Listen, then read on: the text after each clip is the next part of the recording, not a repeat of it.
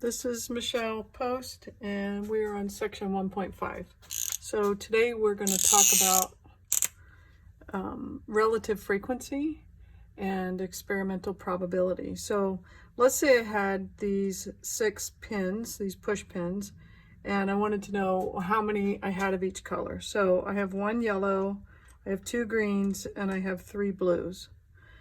So if I just wanted to ask you, well, what's the frequency of getting a green? I would say 2. I have 2 greens out of the 6 total pins. But if I wanted what's called the relative frequency, what they're asking is, well, how many do I have of the greens compared to the total? So it's getting a proportion, which then you can convert to a percentage.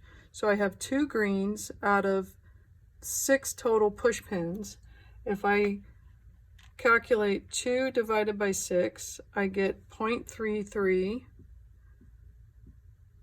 So this is the relative frequency. If they want me to give it to them as a percentage, I would scoot my decimal 2 places further to the right and say, oh, 33.3% of the push pins are green.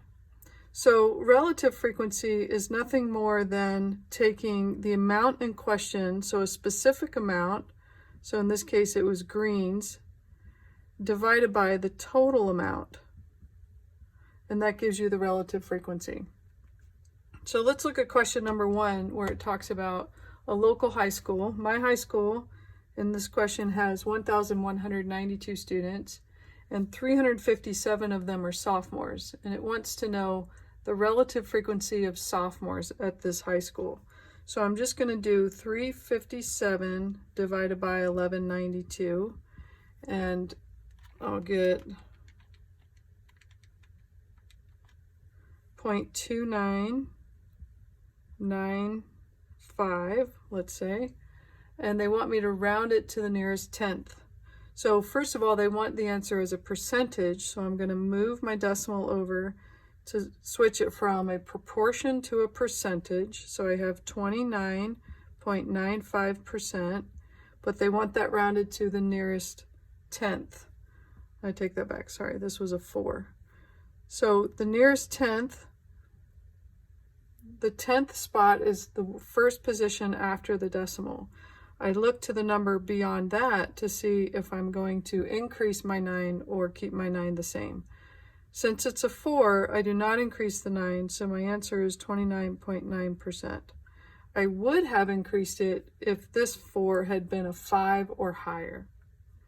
Okay, so if you look at question number 4, it jumps to this topic of expected, his expected probability. So it says Jack flips a fair coin 63 times. So he flips it 63 times, and of those 63 times, 25 are heads. So this was an experiment he did.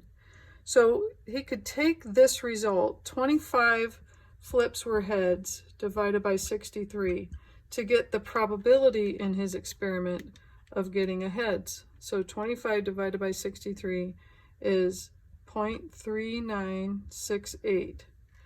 And he can take that number, if that's the probability of getting a heads, then had he flipped the coin 160 times, how many heads would he have gotten?